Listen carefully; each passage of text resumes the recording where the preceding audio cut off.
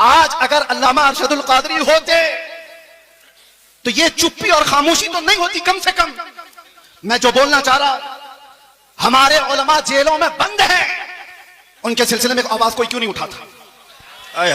बरेली शरीफ खानदान आला हज़रत तौकीर रजा साहब आज तक अंदर हैं, और कमर गनी उस्मानी साहब 4 साल से अंदर हैं। किसी को डर लगता है तो अलग बात है कि इनके नाम ले लिए, उनके नाम ले लिए, हमारे लिए मामलात ना आ जाए। तो है तुम्हारी ऐसी सोच पर उम्मत मुस्तफा का वो हिस्सा है या नहीं, टुकड़ा है या नहीं? मेरे आका फरमाते हैं मतलुल मुमिनी कमसली जसदिन इज़ा इश्तका अदवन तुदाअ लहु साइरुल जसद बिस्सहरी वल हम्मा। मोमिन की मिसाल ऐसी है कि जैसे एक जिस्म के कई आज़ा, एक जिस्म के कई आज़ा, अगर बुखार आए तो हाथ में भी तकलीफ होगी, पैर में भी तकलीफ होगी, सर में भी दर्द होगा। मोमिन की मिसाल ऐसी है कि एक मोमिन को दर्द होगा तो सारे मोमिनों को दर्द होना चाहिए। बेशक सारे मोमिनों को दर्द होना चाहिए। मदरसे वाले, तंजीमों वाले, खानकाहों वाले ये सोच के बैठे हो कि अभी हमारी खानकाह पे थोड़ी ना कोई मसला आया है, वो जाता है तो जाए। अगर तुम्हारी ऐसी सोच है तो इंतजार करो, कल आपकी बारी है, कल आपकी बारी है। कितना बचना चाहोगे? जो सेक्युलर बन करके अपने आप को छुपाते थे, आज उनकी हालत ऐसी है। आज हालत ऐसी है, धोबी का कुत्ता, ना घर का ना घाट का, ना वो इनके हो पाए ना सुन्नियों के हो पाए। इसीलिए मुसलमानों, आज जो जरूरत है तुम्हारे अंदर, बाकी मैं किसी और को बेदार करने नहीं आया, बड़े बड़े लोग मौजूद हैं, बड़े बड़े लोग हैं, नौजवान जो मुझे सुनते हैं, उनसे अब एक ही बात कहता हूं, अब शायद तुम ढूंढते रह जाओ, दूसरा अरशदुल कादरी मिलेगा नहीं। वाह वाह। जो तुम्हारी क़ियादत करे। अरे हमें नहीं मिलता, तुम्हें क्या मिलेगा? सुभान अल्लाह। दर्द है, इसलिए बोल रहा हूं, दर्द है कि इन मामलात में, उम्मत के मामलात में, जो अपने घर से निकल करके हर जगह जाता था, वो कौन है आज? लेकिन मैं अपनी जिंदगी में आज महसूस करता हूं, पल पल घड़ी घड़ी अगर किसी की याद आती है मुश्किलात में, तो अरशदुल कादरी जैसे कायद की याद आती है। आज उम्मत को जिस कायद की जरूरत है वो अरशदुल कादरी जैसा कायद था, जो उलमा को मुत्तहिद करे, मरबूत करे, सियासत में हमारी क़ियादत को एक नाम तक पहुंचाए, हमारे मिल्ली मसाइल को कमरे के अंदर बैठ करके हल कर सके, वो एक दूसरे पर तीखे निशाने करने वालों पर जा करके सुलह मुसालहत की बात कर सके। वो कायद आज हमें नजर नहीं आता जो कायद अहले सुन्नत के अंदर खूबियां थी। हैरत होती है कि इतने तबलीगी दौर, इतने तबलीगी सफर करते हुए वो किताबें किस वक्त लिखते थे? उनके कलम में अल्लाह ने ऐसी बरकत रखी थी। एक बात मैं आपको बताता हूं, अल्लाह ताला जिससे दीन की खिदमत लेता है उसकी जिंदगी के वक्त में अल्लाह बरकत देता है। वो थोड़े से वक्त में बहुत कुछ काम करके जाता है। आम लोगों से ये मुमकिन नहीं होता। अल्लामा अरशदुल कादरी अलैहि रहमत व रिज़वान ने जो एक क़ियादत का अच्छा चेहरा पेश किया, काश आज उम्मत को फिर से एक वैसा कायद मिल जाएगा। अहले सुन्नत व जमाअत के दरमियान एक ऐसा ऊंचा चेहरा जिसके जलजला और ज़ेरो ज़बर से पूरी दुनिया आज तक कांपती है, जिसका जवाब नहीं दिया जा सका है। आप जमशेदपुर वाले, जो नई नस्ल है, जो नए नौजवान है, यंगस्टर्स, जिन्होंने उस कायदे अहले सुन्नत को देखा नहीं है, आप आज की दुनिया में जी रहे हैं। तुम्हारी ये खुशबख्ती और सआदत की बात है कि पूरी दुनिया में जिसने अहले सुन्नत व जमात का दर्द लेकर के तबलीगी सफर किए, वो तुम्हारी जमीन पर आराम कर रहा है, वो इसी जमशेदपुर में आराम कर रहा है। आप क्या समझते हैं मोहल्ले में बैठ करके 4 लोगों की इस्लाह कर लेना ये क़ियादत नहीं है? मैं जाकर के देख करके आ रहा हूं, मिस्र में, तुर्की में, वहां तक भी ये पहुंचे हुए हैं अपने अहले सुन्नत का दर्द लेकर के। हद तो ये हुई कि जब मैं आपकी तारीख में ये पढ़ा, 1982 में आप तेहरान भी चले गए, ईरान, इनकलाब ईरान के बाद जो ईरान के हालात सख्त हो गए थे। क्यों गए मियां? आप सुन्नी आलिम हैं, शियों के मुल्क में क्यों गए? इसलिए नहीं गए थे कि शियों से लिफाफे लेकर आए और अपना महल बनाए, बल्कि इसलिए गए थे कि तेहरान में 5 लाख सुन्नी मुसलमान जीते थे। उनके मुस्तकबिल की फिक्र करके हिंदुस्तान से वो ईरान पहुंचे थे। ईरान के सुन्नियों को एक मस्जिद बनाने की इजाजत नहीं दी जा रही थी, तो दर्द ईरान के सुन्नियों को नहीं, हिंदुस्तान में बैठे अरशदुल कादरी के दिल धड़क रहे थे। उम्मत का दर्द हो तो क़ियादत आती है। और एक बात, मैंने आप ही के अशार से अपनी गुफ्तगू का आगाज किया। सबसे मेरी पसंदीदा नात अकेले में जब भी मैं सुनता हूं, सबसे ज्यादा अल्हम्दुलिल्लाह आला हज़रत की नातों के बाद अरशदुल कादरी अलैहि रहमा की ये नात, इसलिए कि ऐसा है कि ये हम जेल में भी गुनगुनाते थे तो तसल्ली होती थी। बहरे दीदार मुश्ताक है हर नजर, दोनों आलम के सरकार आ जाइए। चांदनी रात है और पिछला पहर, दोनों आलम के सरकार आ जाइए। ये वो कहता है जिसका दिल बाराह रास्त मुस्तफा से जुड़ा हुआ होता है। जिसकी दिल की धड़कनें मेरे आका के इश्क में धड़क रही हो, वो इस तरह की तमन्नाएं करता है। और एक बात मैं आपको बताऊं, बहुत सारे लोगों को देख करके आप कंपेयर ना करना। जिसके सीने में सच्चा इश्क रसूल होगा, उसके दिल में ऑटोमेटिक उम्मत का दर्द भी होगा। ये लाजिम चीज है। जो नबी से बेपनाह मोहब्बत करता है, बाय डिफॉल्ट जिसको कहते हैं ना, ऑटोमेटिक उसके अंदर उम्मत की मोहब्बत और उम्मत का दर्द आ ही जाता है। वो ऐसा नहीं है, ऐसा नहीं है कि उम्मत को तोड़ने की बात कर रहा होता है और रसूलुल्लाह की सीरत बयान कर रहा होता है। झूठा होगा। नबी से मोहब्बत करने वाले की सबसे पहली अलामत बयान की गई है। मेरे आका ने खुद फरमाया, मल्लम यहतम बिअमरिना फलैसा मिन्ना। जो इस हाल में सुबह किया कि मेरी उम्मत का ख्याल नहीं किया, वो मेरी उम्मत में से नहीं है। हुजूर ने फरमाया, जो उम्मत मुस्तफा का ख्याल नहीं करता, हुजूर फरमाते हो मुझ में से नहीं है। और जो रसूलुल्लाह से मोहब्बत करता है, उसे उम्मत का दर्द सताता है, उम्मत का दर्द सताता है। अल्लामा अरशदुल कादरी रहमतुल्लाह तआला अलैह की जिंदगी को पढ़ो ऐ नौजवानों। कितनी जगहों पर वो सफर करते चले गए उस जमाने में जब टेक्नोलॉजी इतने उरूज पर नहीं थी, असबाब इतने नहीं थे। आज हमें वक्त बचाने के लिए इतने पापड़ बेलने पड़ते हैं। मैं अपनी बात कर रहा हूं, मैं कहीं जा करके अपने सफर की दास्तानें नहीं सुनाने का कायल नहीं हूं, लेकिन फिर भी मैं आपको बताऊं कि सफर को बचा बचा करके वक्त के लिए आज हम इतनी कोशिश करते हैं, फिर भी अपने घर को वक्त नहीं दे पाते। अपने घर के लिए वक्त निकालना मुश्किल हो जाता है। जबकि आज प्लेनों का सफर करते हैं, इधर से बैठे उधर उतरे। और ये वो अशखास, वो नुफूस कुदसियां हैं जिन्होंने कई कई दिनों तक बसों के और ट्रेनों के सफर किए थे, और फिर भी उम्मत के दरमियान जा करके खिदमत इस्लाम का वो हक अदा किया जो आज प्लेनों का सफर कर करके भी 100 लोग नहीं अदा कर सकते, नहीं कर सकते। वो दर्द था उम्मत का। मैं मेरे वालिद गिरामी रहमतुल्लाह तआला अलैह से अल्लामा अरशदुल कादिर रहमतुल्लाह अलैह के मुतालिक बहुत बचपन में सुना था, जब मेरी उम्र अभी मुश्किल से 7-8 साल रही होगी। उस वक्त से सुनते आए जब अभी मदरसे की दहलीज पर कदम भी नहीं रखे होंगे। हाँ, किस वजह से सुनते थे? वो कसरत से सरकार मुफ्ती आजम हिंद का और हुजूर हाफिज मिल्लत का जिक्र करते। और अल्लामा अरशदुल कादिर रहमतुल्लाह अलैह के मुतालिक बताया कि कर्नाटक की सरजमीन पर, कर्नाटक की सरजमीन आप ऐसा समझे कि आज के दौर में भी इल्मे दीन से शगफ रखने वाली उतनी वहां पर कौम आबाद नहीं है। आज भी ऐसे हालात हैं। उस जमाने में फरमाते थे, मेरे वालिद के एक खत लिखा था खाली, और उस खत की बुनियाद पर वो जानते भी नहीं थे हमें। आ गए स्टेशन पर आकर के पूछने लगे कि फला मौलाना ने खत लिखा था मुझे, मैं यहां आया हूं। पता पूछते हुए मस्जिद तक पहुंचे और मुसलसल कई दिन तक वहां पर ये फरमाया करते थे, कई मस्जिदों के सिलसिले में फिक्र, कई मदरसों के मुतालिक फिक्र। और आज उनका एक दर्द में एक जुमले में बताता हूं, उलमा समझ जाएंगे, उलमा समझ जाएंगे। बड़े बड़े कायदीन, माफ करें मैं किसी को टॉन्ट नहीं करना चाह रहा, बड़े बड़े पीर बने, कुछ भी बने, उम्मत का दर्द नहीं है तो उनके लिए ये जुमला है। अल्लामा अरशदुल कादिर रहमतुल्लाह अलैह ने, और वो जिसके लिए कहा था वो भी कोई आम आदमी नहीं थे, वो अपने जमाने के बहुत बड़े खतीब थे, बहुत बड़े खतीब थे जिनका तूती बोलता था हिंदुस्तान में। उसके बावजूद अल्लामा अरशदुल कादरी उनको खत में लिखते हैं कि उम्मत के हालात के सिलसिले में अगर आप खामोश रहे तो आपकी बेदारी के लिए मैं क्या कर सकता हूं। तो जुमला कितना प्यारा है, फरमाते काश मुझे सूरे इसराफील मुस्तार मिल जाती। फरमाते हैं इसराफील अलैहिस्सलाम की सूर मुझे उधार में मिल जाती, वो फूक फूक करके मैं हंगामे महशर बता कर देता आपको बेदार करने के लिए। ये दर्द था मेरे अजीजों, दर्द था। आज जरूरत है इस भोली भाली उम्मत को इस तरह से ऐसी आवारा छोड़ने की बजाय इनके रास्ते तय किए जाए, इनके रास्ते तय किए जाए। मेरे अजीजों, जो हालात यहां पर बने हुए हैं उस सिलसिले में भी मैं आपसे कहूं किस तरह के हालात बने कि इन मामलात में, उम्मत के मामलात में जो अपने घर से निकल करके हर जगह जाता था, वो कौन है आज? कौन है? मदारिस इस्लामिया पर कुछ आंच आए तो कोई बात करने वाला? अल्लाह, पिछले 1 साल से ज्यादा हो गया होगा, अल जामिअतुल अशरफिया मुबारकपुर जो अजहर हिंद कहलाता है, किस तरह की मुसीबतों से गुजर रहा है सारे उलमा को पता है, सारे उलमा जानते हैं। जामिया अशरफिया मुबारकपुर जिसने हिंदुस्तान को बड़े बड़े कायदीन दिए, अल्लामा अरशदुल कादरी भी उसी के खुशाचीन है। आज अशरफिया के ऊपर क्या हालात हैं आपको पता नहीं है? उलमा तो जानते होंगे हुकूमत की कैसी सख्तियां हैं। बिना तनख्वाह लिए हुए वो कई महीनों से वहां खिदमत कर रहे हैं, उनकी तनख्वाहें बंद कर दी गई, रोक दी गई। हमारे इन हालात पर अगर क़ियादत नहीं होती तो फिर किन हालात पर क़ियादत होगी? हालात, किन हालात पर क़यादत होगी? मिंबरों पर एक दूसरे के अमामे खींचने पर।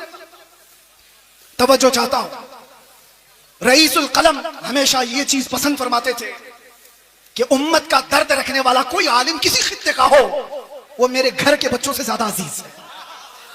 उनका ये दर्द जो मैंने महसूस किया। आज अपनों के लिए अलग मसाइल, गैरों के लिए अलग मसाइल, ये नहीं था उनके घर। मैंने आयत इसीलिए पढ़ी, ज़रक़ानी साहब अभी जो कह रहे थे कि अल्लामा अरशदुल क़ादिरी रहमतुल्लाहि तआला अलैह की सीरत पर उनका ये जुमला सूने के हरफों से लिखने के काबिल है। अपनों से गैरों से मुकाबला हो तो डट जाइए, अपनों से मुकाबला हो तो हार जाइए। यह जुमला आसान नहीं है, प्रैक्टिकल बहुत मुश्किल है। और यही कुरान का मफहूम है, अशिद्दाउ अलल कुफ़ारी रुहमाउ बैनहुम। सहाबा की यही सिफत थी, वो सख्त थे तो गैरों के लिए और आपस में नरम दिल थे। ऐसे नरम दिल, ऐसे रहम दिल थे। सख्ती उन लोगों पर करनी चाहिए थी जो मेरे नबी की शान में भौंकते हैं, ना ये कि मुसलमानों के लिए। जब से ये चीजें हमारे अंदर बदल गई तो हमारे हालात भी ऐसे तितर बितर हो गए। आज देखो, कोई भी आकर के, एक छोटा सा लीडर भी मुसलमानों की छोटी सी टुकड़ी को काट के लेके चला जाता है। हर जगह यही हालात है, हर जगह यही हालात है। मुझे किस मसले पर बात करूं ये समझ में नहीं आता। मुसलमानों के जो मामलात हैं, नशा इतना ज्यादा आम है कि इनके नशाखोरी पर बात करें, जिना बढ़ता जा रहा है इस पर बात करें, औरतों की बेहयाई उरूज पर आ गई इस पर बात करें, एजुकेशन में इतने पीछे हो गए इस पर बात करें। समझ में नहीं आता, हजार मसाइल है हमारे, किन मसाइल पर बात करें। आखिर में जाकर के हमारा जो दर्द है वो इस नुक्ते पर पहुंचता है। इनको एक एक मसले का इलाज करते रहोगे, जिंदगी तमाम हो जाएगी, बीमारियां बढ़ती चली जाएंगी। बीमारियां बहुत हैं लेकिन इलाज एक ही है। उम्मत मुस्तफा का इलाज एक ही है, वो इलाज का नाम है कि मोहम्मद से वफा तूने तो हम दे रहे हैं। वो एक ही इलाज। आज उम्मत को उन कदमों से जोड़ने की जरूरत है। जब जब हलकों की बात होती है, जब जब अपने अपने खास जमात की बात होती है तो उम्मत बार बार झगड़े करती है। जमात से मुराद मैं अहले सुन्नत की बात नहीं कर रहा हूं, सिर्फ पीरों के अपने हलकों की बात। ये पीर का मुरीद उससे नहीं मिल सकता, वो पीर का मुरीद इससे नहीं मिल सकता, इनसे सलाम उसका नहीं, उसका सलाम इससे नहीं।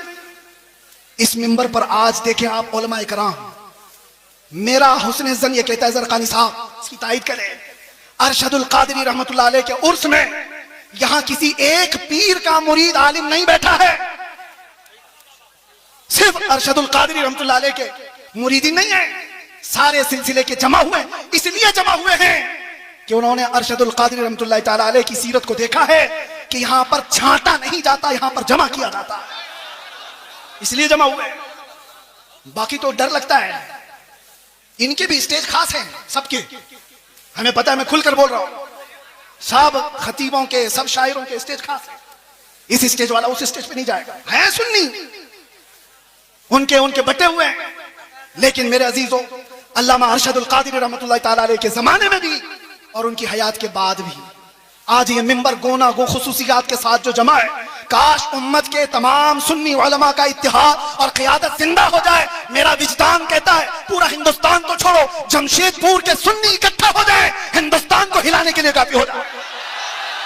जिंदाबाद जिंदाबाद जिंदाबाद, नारे तकबीर, नारे रिसालत, उर्से हुजूर कायदे अहले सुन्नत हजरत अल्लामा मुफ्ती सलमान अज़हरी साहब क़िबला, नारे तकबीर, नारे रिसालत। मैंने सुना था मिंबर पर, हो सकता है कि बहुत ज्यादा भीड़ भाड़ की वजह से नज़्म नस्क़ खराब हुआ हो। ज़रक़ानी साहब यहाँ पर बहुत सारे उसूल रखते हैं, उन उसूलों में ये भी मैं अर्ज किए देता हूँ कि जिसका उर्स हो रहा है उसी का नारा लगाए, यहाँ जो खड़ा है उसका नारा ना लगाए, होना ये चाहिए। हमारे मरने के बाद फिर लगाए।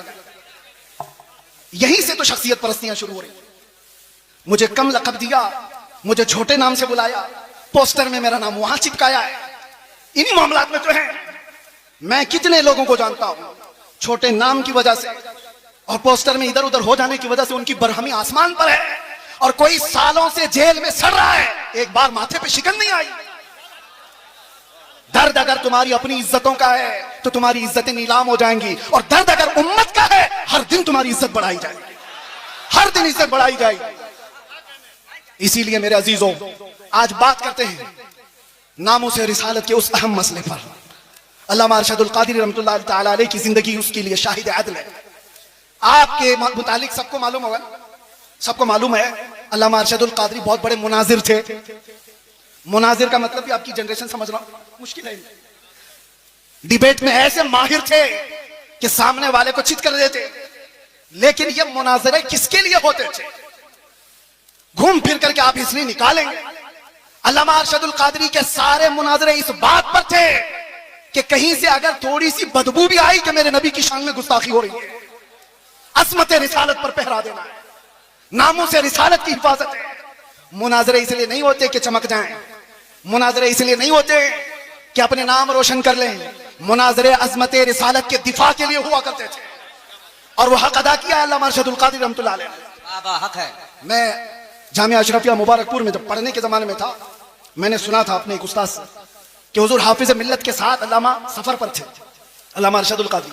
एक छोटी सी किताब हुजूर हाफिज मिल्लत लेकर चल रहे थे और लखनऊ का शायद सफर था और रास्ते में अल्लामा अरशदुल कादरी रहमतुल्लाह अलैह उसको पढ़ते रहे, उसके बाद रखे। बाद में पहुंचने के बाद जिस साहब के घर पर मेहमान थे, हुजूर हाफिज मिल्लत भी वहां गए।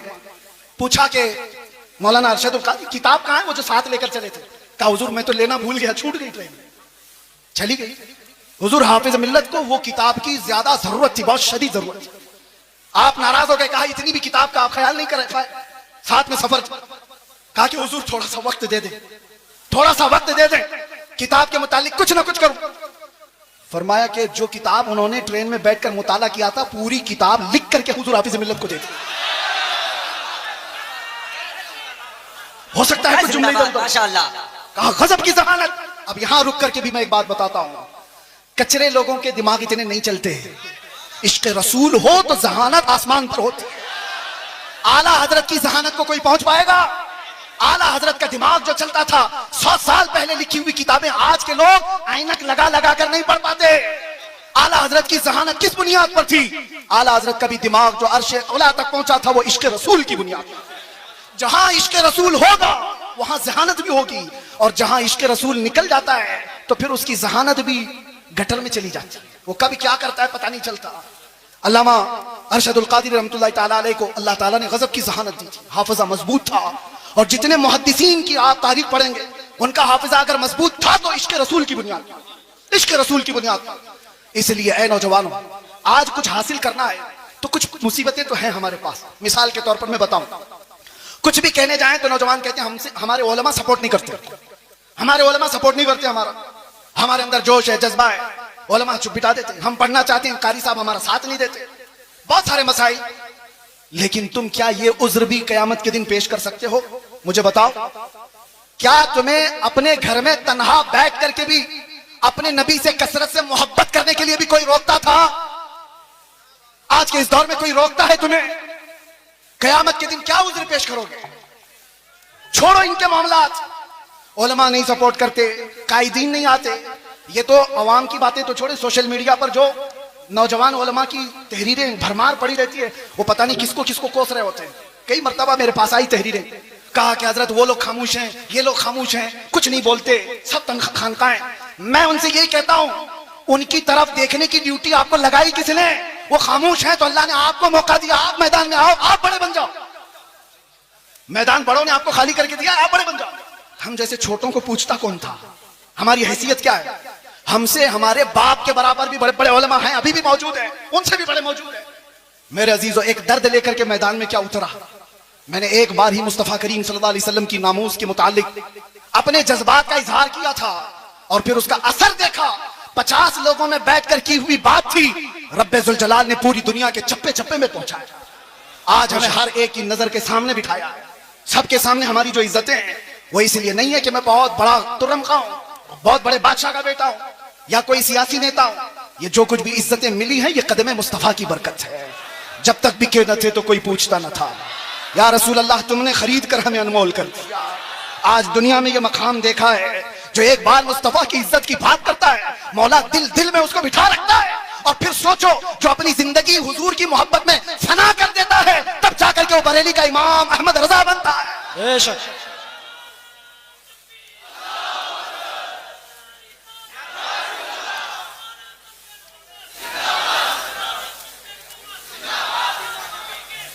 मैं दो चंद बातें बस आपकी सीरत से अख्ज़ करके। वैसे जो सुनाना था घर वाले ज्यादा बेहतर जानते हैं घर की बात। अल्लामा के साहबजादे यहाँ पर मौजूद है, उन्होंने सारी चीजें देखी।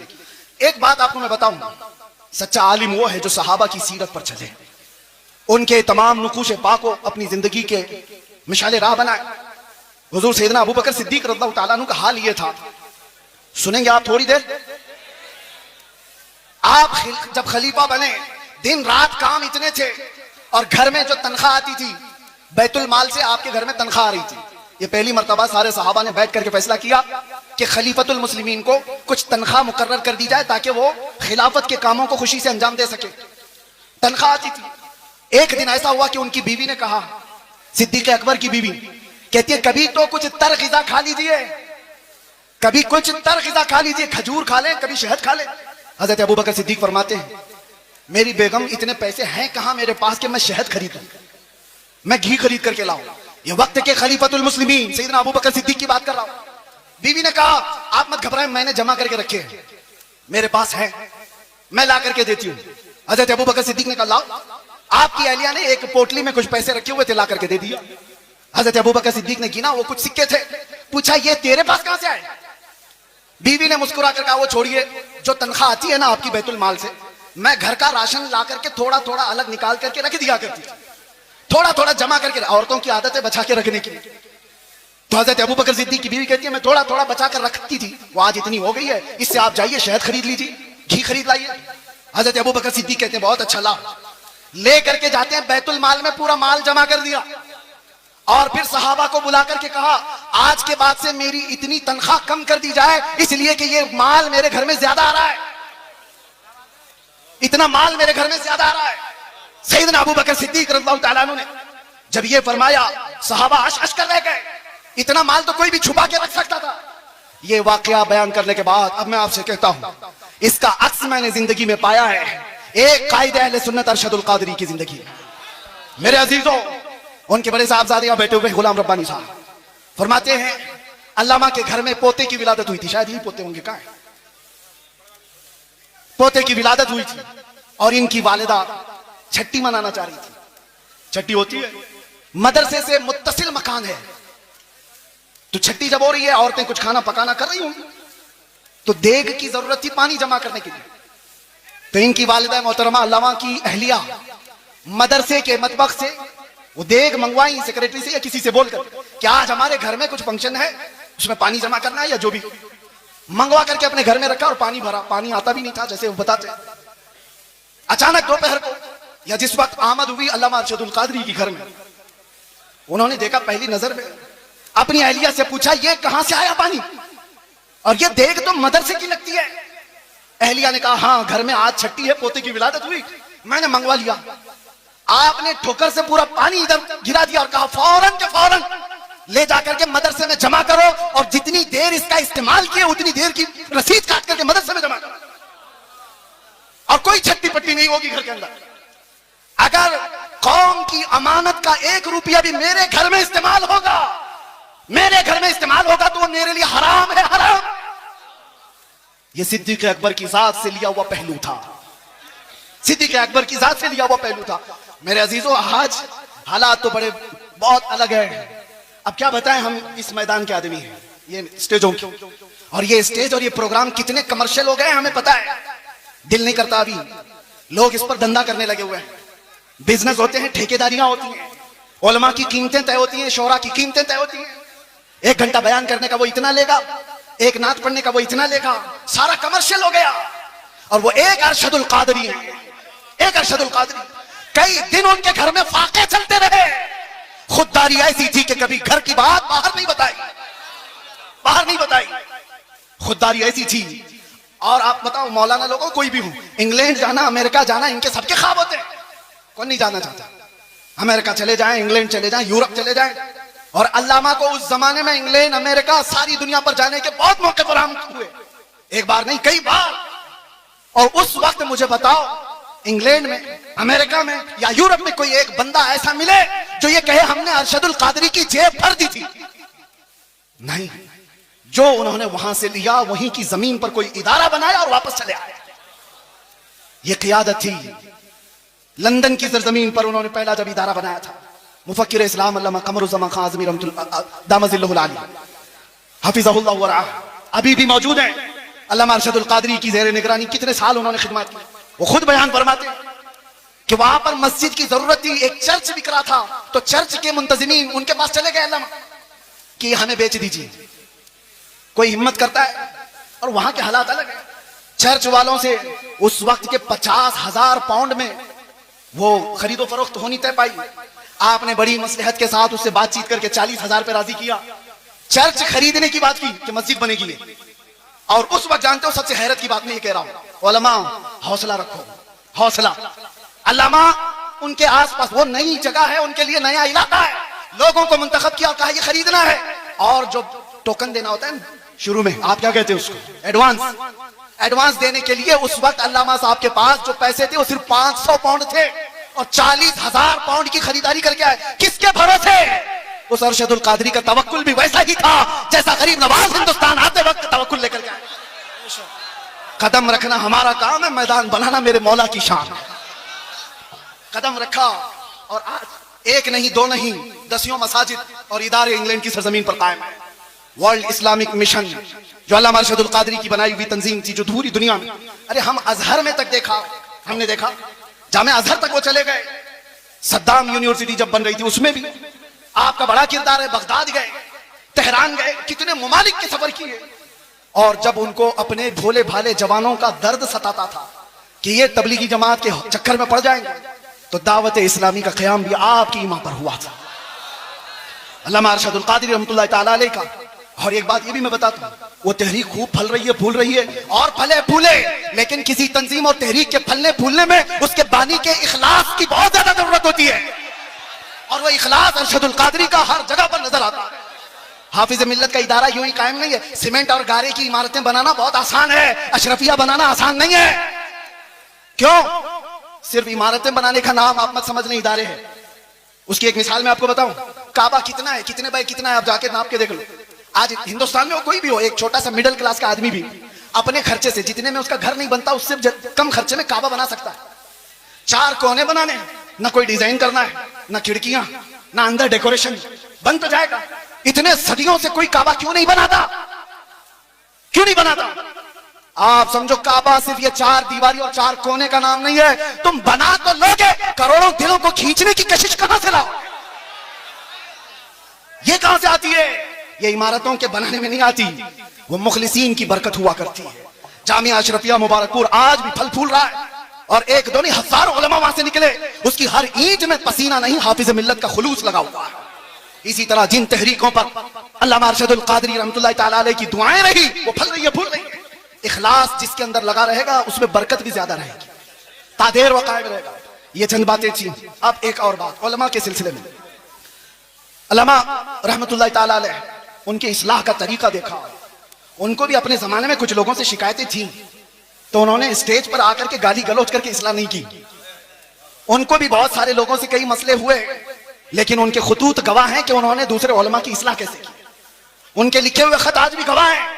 जब उनको किसी की इस्लाह करनी होती तो क्या लबो लहजा इस्तेमाल करते थे। ये उम्मत का दर्द रखने वाला कह सकता है, उम्मत का दर्द रखने वाला। एक वाकया इस पर शाहिद अदल है। बकी बिन मुखल्लद एक बड़े मुहद्दिस हैं, अंदलुस के रहने वाले। इन्होंने तकरीबन 1300 सहाबा की हदीसें किताब में जमा की थी। मुस्नद बकी बिन मुखल्लद वो जाया हो गई। बकी बिन मुखल्लद का मैं एक बार आपको तज़किरा सुना देता हूं, ताकि अब ये उलमा के लिए मसला। इस जिम्मेदार स्टेज से मुझे एक पैगाम देना था। बकी बिन मुखल्लद को एक शौक था जिंदगी में, वो इमाम अहमद बिन हंबल से मुलाकात का, उनसे हदीस सुनने का। तो अंदलुस से, स्पेन से चल करके निकले, पैदल चलते थे आप सफर में। तकरीबन 1.5 साल के बाद आप बगदाद पहुंचे। 1.5 साल सफर करके आए। कितने हजार किलोमीटर का सफर है अंदलुस से बगदाद। बगदाद आने के बाद पता चला कि इमाम अहमद बिन हंबल को हुकूमत की पाबंदियां हैं, पुलिस का घेरा है, उनको बयान करने पर पाबंदी है। कभी ये वाकया पढ़ते हैं तो हमें पूरे हालात नजर आने लगते हैं। पाबंदी लगाई गई इमाम अहमद बिन हंबल पर। बहुत बड़े मुहद्दिस इमाम अहमद बिन हंबल कौन है? जिनको 5 लाख हदीसें रसूलुल्लाह की याद थी, वो इमाम अहमद बिन हंबल की बात कर रहा हूं। हुकूमत सख्त थी, आप पर पाबंदी थी, लेकिन बकी बिन मुखल्लद जिस वक्त आए बगदाद में, वो पूछते रहे इमाम अहमद बिन हंबल कहां रहते हैं। सब लोग डरने लगे, उनका नाम लेने से ही डरने लगे। अरे किसका नाम ले लिया? हमारे ऊपर 19 केस लगाए हुए, हमारा नाम कोई ले ले तो सामने वाला भी सोचता अरे इनका नाम क्यों ले लिया। एक तजुर्बे की बात बता रहा हूं, जिसके ऊपर हुकूमत की सख्तियां होती हैं वैसी कौम उसको दूर करने लगती है। उसके साथ ना बैठो, मेरे ऊपर भी केस हो जाएगा। बकी बिन मुखल्लद पूछते रहे, कोई बता नहीं रहा था। कुछ लोगों ने कहा, उन्होंने पूछा क्या कोई और मुहद्दिस है यहां पर जो हदीसें सुनाते हैं? कहा हाँ है ना।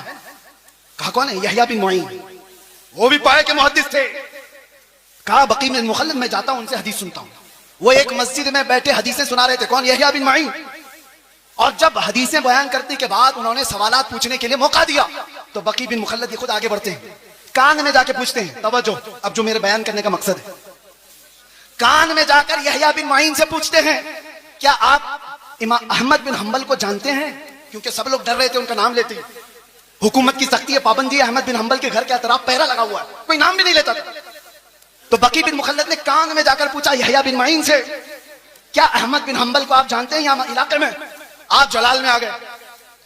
वो ऐसा जलाल नहीं कि मेरे बराबर के आदमी के बारे में मुझसे क्यों पूछा, नहीं। कहा इधर आओ, कहां से आए? कहा उंदुलुस से चल के आया हूं। कहा जो बात तुम पूछ रहे हो वो कान में पूछने की नहीं, मजमे आम में पूछो। अहमद बिन हंबल के बारे में कान में मत पूछो, पूरे मजमे में पूछो। हाँ पूछो। उन्होंने बुलंद आवाज से पूछा, इमाम अहमद बिन हंबल के बारे में जानते हैं? यहया बिन मुईन ने कहा बरजस्ता, हाँ मैं जानता हूं। इस वक्त वो रूए जमीन के सबसे अफजल तरीन आलिम है और मुझे उनकी फजीलत बयान करने में कोई दिक्कत नहीं है। ये कौन फरमाते? यहया बिन मुईन। और उसके बाद बकी बिन मुखल्लद पूछते हैं, क्या आप इजाजत देते हैं कि मैं उनसे जाकर हदीस सुनूं? एक खुद मुहद्दिस हैं वो, उनसे पूछ रहे हैं, मौलाना साहब आपसे आकर के कोई पूछे, मैं आपसे नहीं पढ़ना चाहता हूं, दूसरे मौलाना से पढ़ना चाहता हूं। भगा देगा, मुझे क्या समझ रखा है, मुझे कमतर समझा है। यहया बिन मुईन कहते हैं तुमने बेहतरीन फैसला किया है, मुझे भी वक्त मिले तो मैं अहमद बिन हंबल से हदीस सुनूं। यह है वक्त के मुआसिर उलमा के दरमियान मोहब्बत और एक दूसरे का एहसास। उसके बाद यहया बिन मुईन के दरबार से वो निकले। बकी बिन मुखल्लद पूछते हैं अहमद बिन हंबल कहाँ है? कहा उनके घर पर पुलिस का पहरा है। कैसे जाएंगे? दिखाए रास्ता। जब गए दरवाजे पर दस्तक दिया, इमाम अहमद बिन हंबल बाहर आए, जल्दी से अपना बता दिया, मैं इतने 1000 किलोमीटर का सफर करके आया हूं, आपसे कुछ हदीसें सुनने आया हूं। इमाम अहमद बिन हंबल ने कहा आज तो तू आ गया, कल तुझे पुलिस आने नहीं देगी। कहा उसका रास्ता मैंने बना लिया है। क्या बनाया? कहा रोजाना मैं एक खटोरी लेकर के आऊंगा भीख मांगने के लिए, दरवाजे पर दस्तक दूंगा, आप थोड़ी रोटी मेरे खटोरे में डाल देना और 4 हदीसें भी सुना देना। इमाम अहमद बिन हंबल की बारगाह में बकी बिन मुखल्लद कई महीनों तक इस तरह हदीसें सुनते रहे। इस वाक़े को बयान करने का मतलब यह है मेरे अजीजों, एक तरफ वो यहया बिन मुईन है, एक तरफ इमाम अहमद बिन हंबल, एक तरफ बकी बिन मुखल्लद। हदीसों में ये सब बड़े बड़े मुहद्दिस हैं। कोई किसी के अंदर ये एहसास नहीं है कि मैं इससे छोटा हो जाऊंगा, उससे बड़ा हो जाऊंगा। बकी बिन मुखल्लद चल करके हदीस सीखने आ रहे हैं। यहया बिन मुईन खुद बता रहे हैं कि जाओ इमाम अहमद बिन हंबल के पास। ये शान हमने देखी है सरकार मुफ्ती आजम हिंद में भी, ये शान हमने देखी है हुजूर हाफिज मिल्लत में, ये शान हमने देखी है अल्लामा अरशदुल कादरी की हयात। आज अगर नफसानियत से बाहर निकल आए तो आप में से कोई पीर साहब अगर ये कह दे तो बड़ी बात है आज के जमाने में कि चाहे हमसे अफजल पीर हुआ है उनसे बैत कर लो, बहुत मुश्किल है। बहरहाल ये सब मसाइल छोड़ दें। नौजवानों तुम्हारे लिए सिर्फ एक बात है, आज जिस तरह ये खाली खाली नजर आ रहे हैं, उलमा के अपने मसाइल है, माशी मसाइल, हुकूमत की सख्तियां, और हम तो ठहरे इसी पागल कि आज पकड़े फिर कल पकड़े, पता नहीं क्या क्या हालात हों। लेकिन इन हालात में अल्लाह ताला तुम्हें तन्हा कभी नहीं छोड़ेगा। ये उम्मत मुस्तफा को सुबह क़यामत तक रहना है, सुबह क़यामत तक ये आबाद रहेगी। टेंशन इस्लाम के खत्म होने का नहीं है। आपको डर ये नहीं पालना है कि कुरान खत्म हो जाएगा, इस्लाम खत्म हो जाएगा, कभी नहीं खत्म होगा। टेंशन इसका लेना है कि तुम्हारे अपने ईमान का क्या होगा। इस्लाम का कुछ नहीं होगा, कुरान का कुछ नहीं होगा, अल्लाह उनका मुहाफिज है। तुम्हारे अपने ईमान का क्या होगा? ये बहते हुए सैलाब में चले जाओगे या जोरदार आंधियों में तुम अपना ईमान बेच दोगे।